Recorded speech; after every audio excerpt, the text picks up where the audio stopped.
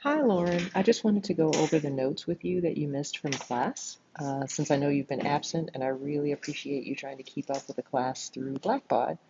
So essentially, I hope you've been making a Unit 1 notes document because we are going to have a quiz on Unit 1, I think next week. The exact date is in Shobi. So I'm not sure if you were here for this, but one of the first things we did was the sticky tape lab where we collected a lot of data on things that are attracted to each other and things that repel each other. And these are the outcomes of that experiment.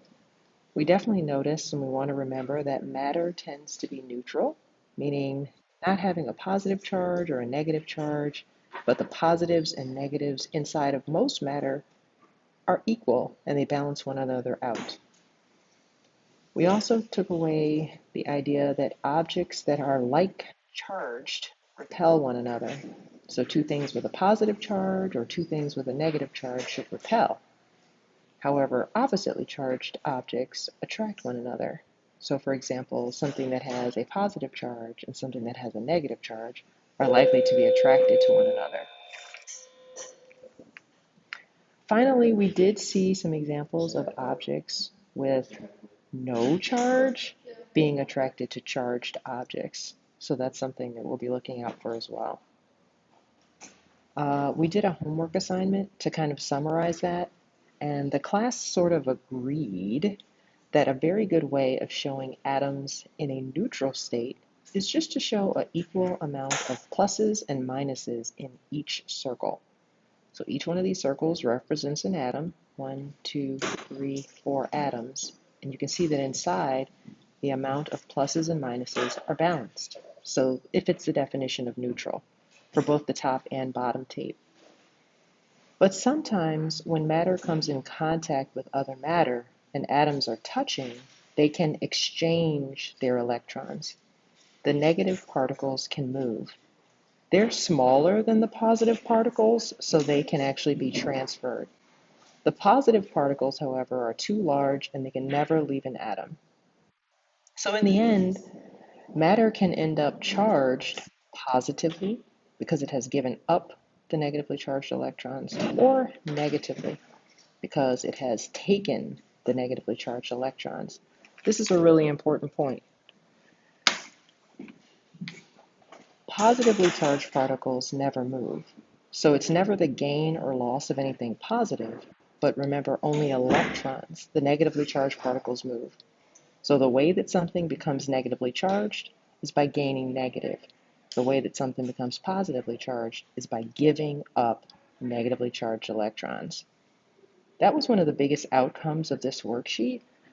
We also were able to compare metals and nonmetals. And what I hope you can see here is that while nonmetals can become what we call polarized, and what I mean by that is if you put something positive near a nonmetal, it will attract the negative charges. But if you put that same positive charge near a metal, metals are what we call good conductors. And what that means is the atoms tend to give up their electrons or conduct them. They can move. So electrons can actually jump from one atom to the next, and you see an accumulation of electrons in some atoms and then other atoms having none at all. That's a special characteristic about metals that will come back and be helpful later. It would be nice if you would make a notes document like this that basically contains all of your homework in one handy place so that when it's time to study, you know exactly where to go. This worksheet here was just based on observations. So you didn't have to know too much before having tried it. Based on your observation, water is the input. Oxygen and hydrogen are the two outputs.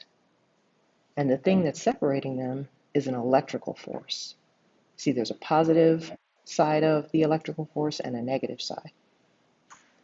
And then the observation, or I'm sorry, the outcome of these observations is here.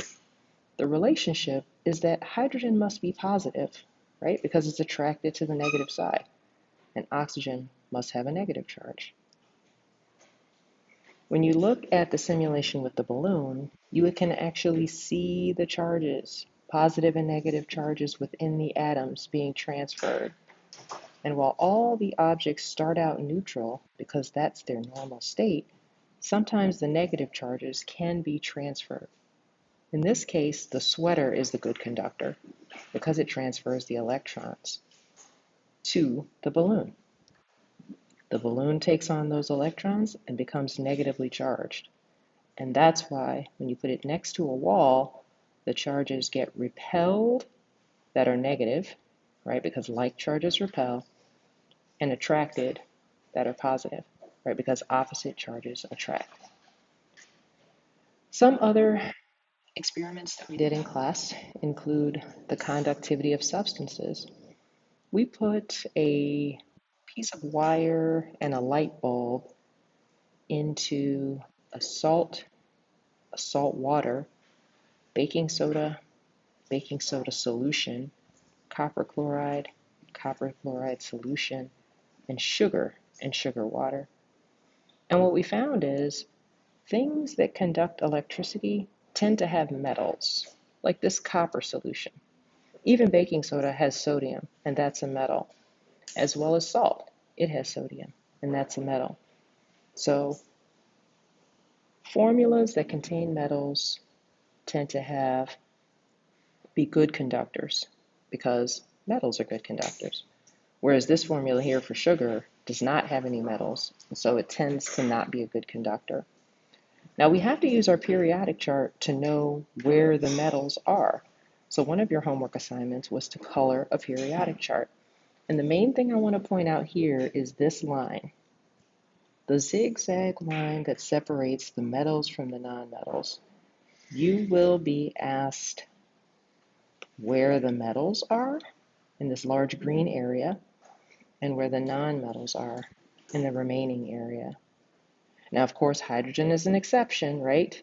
It's placed with the metals because it behaves like one, even though it is not. So this is a question you'll definitely be asked: which elements are metals? Things like iron, manganese, you know that those are metals.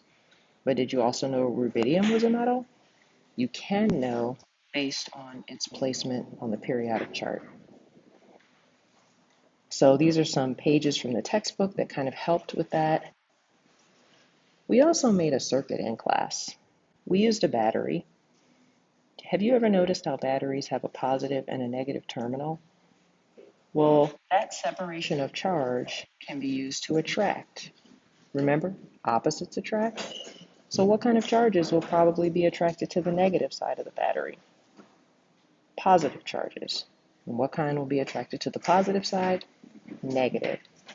So what we did was we put a solution with copper chloride inside. And at the end, we found out that in my analysis section, you can see that the chloride was actually attracted to the positive side. So that told us it probably has a negative charge. Otherwise, we wouldn't have known.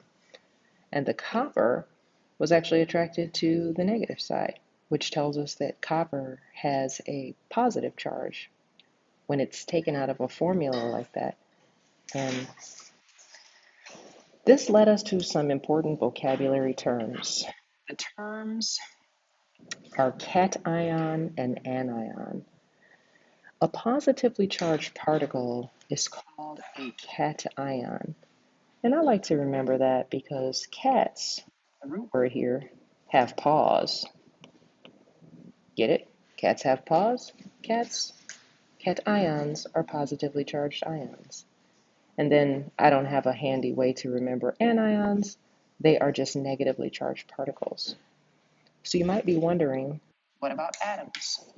Atoms, remember, are neutral. They do not have a charge. But when they get close to each other, they can exchange not the positives, only their electrons. So by exchanging electrons, you can produce cations, positively charged, or anions, negatively charged. That's how the top tape and bottom tape got its charge. That's also how the copper and the chloride got its charge. These are important vocabulary terms. They will be on our quiz. The most recent homework was a little challenging, but essentially you did a great job. We need to use the periodic chart to determine what symbols make up the formulas. So for like beryllium and sulfur, you looked up the symbol, Be and S. And then you can draw those particles, a particle of Be, a particle of S. Excellent. When things are grouped with more than one, you'll use a subscript. With a symbol for boron, you'll use a 2. Oxygen, you'll use a 3. And sodium, be careful, that symbol is Na. Sulfur. We never use a subscript of 1, so Na2S is the proper formula. I do want to point one thing out about the particle diagrams. When you draw things that are the same, for example, like a sodium and another sodium, you should show them repelling, right? Because like charges repel. So these two sodiums aren't going to be right next to each other because they're repelling. You should show them far away from each other on opposite sides of the particle.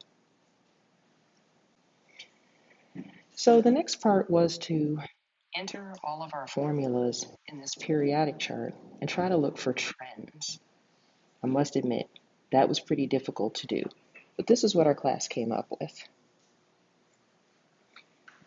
People decided that column 1A and column 7A have like formulas. They have something in common. Also, column 2A and 6A have something in common. And the thing that they have in common is that they can both form 1-to-1 formulas. That means like 1 calcium and 1 oxygen, just one of each. So if you match up anything from column 1A with column 7A, they go together in a 1-to-1 ratio. You don't need 2 of either. And if you match up anything from column 2A with column 6A, that is also the case. So those are some trends that we were able to notice in class. We'll learn more about those later. Based on those trends, we could make predictions about how elements would come together to form ratios. So here, for example, people predicted that 2 potassiums would match with 1 oxygen. Let's see why they made that prediction. Well, potassium is in column 1A along with sodium and lithium. And when lithium binds with oxygen, you see it's in a 2-to-1 ratio. So it makes sense that if potassium was to bind with oxygen, it would also be 2-to-1. So we use some of the other elements that are in the same column to see the behavior of the element that we're asked about. What about the next one? Calcium and sulfur? Here's calcium. Does anything else in this column match with sulfur? Beryllium does. And it's in a 1-to-1 ratio. Oh yeah, sulfur is a 6A element. So, calcium, sulfur in a 1-to-1 ratio. We did the same thing with gallium and oxygen. Give it a try.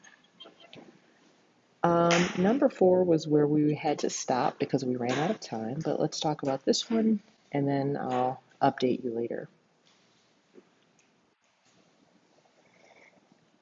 Remember, by losing electrons, atoms can become cations, and by gaining electrons, atoms can become anions.